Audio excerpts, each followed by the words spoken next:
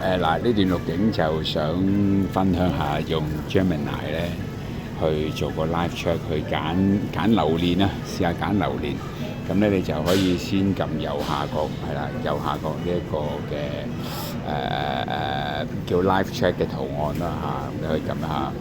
咁撳下之後咧就遞起，咁遞起嘅時候咧就記得就再撳埋呢一個嚇，呢一個叫視訊啊嘛，咪再撳一撳。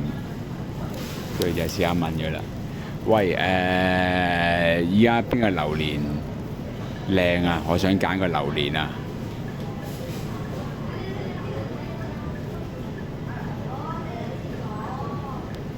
选榴莲的时候，我们可以重点看看它的外形，最好是饱满且圆润的，这样里面的肉会多一些。喂，另外，觀察一下刺。你可唔可以講廣東話？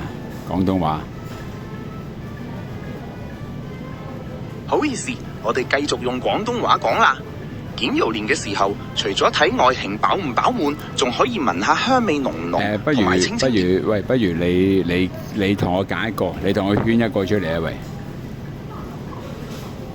好啊，等我幫你揀個最靚嘅。哦，呢個。呢一個開咗口，見到入邊有金黃色肉嘅榴蓮，睇起嚟非常飽滿，應該會好好食㗎。我已經幫你圈出嚟啦。哦，咁我信你啊！嗱，唔好食，我翻嚟揾你算賬啊！放心啦，我揀得包你滿意，希望你會中意，食得開心。好，咁啊大概就係咁啦，咁就咁試一試啦。好，咁啊錄到呢度啦。